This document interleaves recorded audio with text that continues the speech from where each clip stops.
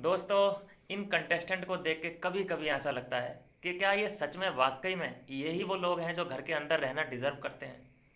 देखा ये गया है दोस्तों, अभी जो लाइव चल रहा है, लाइव अपडेट देता हूँ मैं, आपको पता ही है। चंद्रिका बात कर रही है कृतिका से। क्या कृतिका ने पूछा चंद्रिका से कि आपको क्या लगता है दी कि कल कौन जाने वाला है जो नॉमिनेशन में है। तो चंद्रिका बोलती है कि मेरे हिसाब से तो विशाल को जाना चाहिए। विशाल को, क्योंकि उसने जो किया है ना, उसने जो किया है वो एक्सेप्टेबल नहीं। ये इमोशन थे उस, और भी इमोशन निकलते हैं जब वो अपने बेटे की बात करती है। बताऊंगा वो इमोशन भी आपको। कि मेरे हिसाब से तो विशाल को जाना चाहिए, क्योंकि जो उसने किया है, मैंने यही बात बोली। शिवानी जब पास में बैठी थी तो मैंने उससे एक बात पूछी कि शिवानी एक बात बता, कि कल को अगर मेरे साथ कोई ऐसा कर दे तो तू क्या उसके साथ भी जाके बैठेगी। मैंने यही बोला उसको। अभी क्या कह रही है, उसका ओपिनियन क्या है।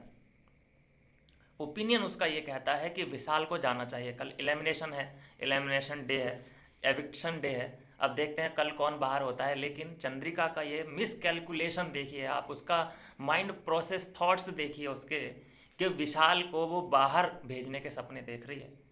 चलिए, कोई बड़ा कंटेस्टेंट है जैसे अरमान है, या फिर मुझे तो कोई और बड़ा लगता ही नहीं है। चलिए रणवीर जी को ले लेते हैं, सना मकबूल को ले लेते हैं। ये लोग कैलकुलेट करेंगे भी नहीं, वो समझदार लोग हैं। अगर वो लोग बोलते हैं तो समझ में आता है, लेकिन ये चंद्रिका बड़ा पाओ भाई, मिस कैलकुलेशन तो यहाँ मुझे लगता है उनकी ऑडियंस को हुई है, जो कि इसको इतना सपोर्ट कर दिया और उसके घर के अंदर भेज दिया। क्या कह रही है कि विशाल को जाना चाहिए मेरे हिसाब से तो मैं चाहता हूं दोस्तों कि चंद्रिका को सबक सिखाने का टाइम आ गया है। चंद्रिका अगर अब की बार नॉमिनेशन में जाती है तो जीरो वोट, उसको कोई वोट ना करे। उसके अंदर जो घमंड देखा गया है वो इतनी बायस्ड है अपनी फैमिली के लिए। लोगों को क्या ज़रूरत होती है अपनी फैमिली के लिए, कि यार मेरी जो फैमिली है उसके लिए 2 वक्त की 3 वक्त की अच्छी खासी रोटी, जो बिल्कुल पौष्टिक आहार होता है, एक छोटी सी गाड़ी और एक घर, ये सपना होता है मिडिल क्लास का। लेकिन उसका सपना पता है क्या है, कि अगर मेरा बच्चा ये बोले ना मुझसे कि उसको बाहर पढ़ना है, विदेश में जाके अच्छी पढ़ाई करनी है, तो मेरे को एक भी बार सोचना ना पड़े। मैं ये ना कह पाऊँ उससे कि नहीं बेटा, तेरी मम्मी के पास पैसे नहीं हैं इसलिए तू नहीं जा सकता। मैं एक चीज़ और अपने बेटे से प्रॉमिस करके आई हूँ कि अगर वो शॉपिंग मॉल के अंदर कोई जूता देखे तो उसका प्राइस ना देखे, बस वो जूता पसंद आया उसको तो उसको ले ले बस। मैं बस इतना चाहती। और हाँ, एक सपना और, सपने बहुत है ना, सपने बहुत हैं उसके। एक बात और है, मैं अपनी मम्मी को रिटायर करना चाहती, बस हो गया, रिटायर करना चाहती हूँ मैं अपनी मम्मी को। मैं तो कहती रहती हूँ कि मम्मी जी बस करिए, आप जाइए। मैं चाहती हूँ, मेरा सपना है कि मैं उनको विदेशी यात्रा पे भेजूँ, वर्ल्ड टूर पे भेजूँ। मैं बस इतना ही तो चाहती हूँ। इतना ही नहीं चाहती तो और भी बहुत कुछ चाहती है। तेरे सपने फ्लाइट से उतरेंगे नहीं नीचे, बाहर आने के बाद तो तीसरी चौथी उड़ान भरेगी।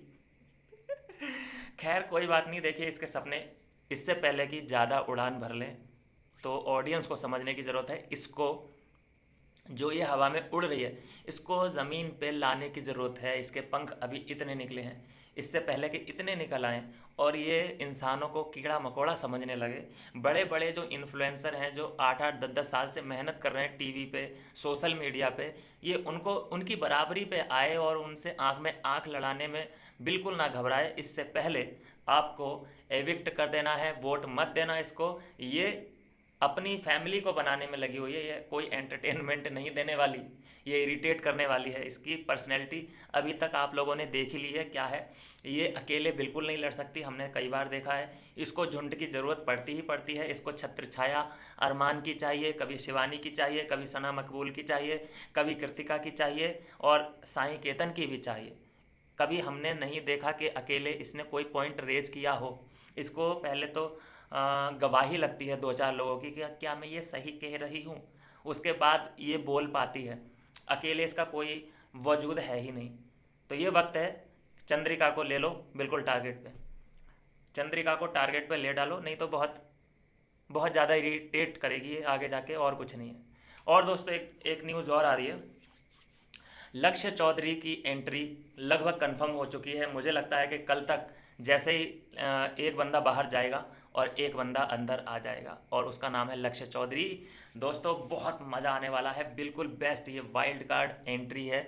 जैसे एल्विश की एंट्री थी और लोग इतना एक्साइट हो चुके थे, लक्ष्य चौधरी बिल्कुल वैसी की वैसी, बिल्कुल बहुत बढ़िया पर्सनैलिटी है और मज़ा बहुत आने वाला है। जो ये वाइल्ड कार्ड है ना, ये बहुत तबाही, ये ठहरा हुआ जो पानी है ना, उसमें कंकड़ मारने का काम करेगा। और देखते हैं किस किस के साथ लक्ष्य चौधरी का बॉन्ड बनता है। या तो वो जाएगा अरमान की टीम में बातचीत करेगा, या फिर एक टीम है जो विशाल और कटारिया की है।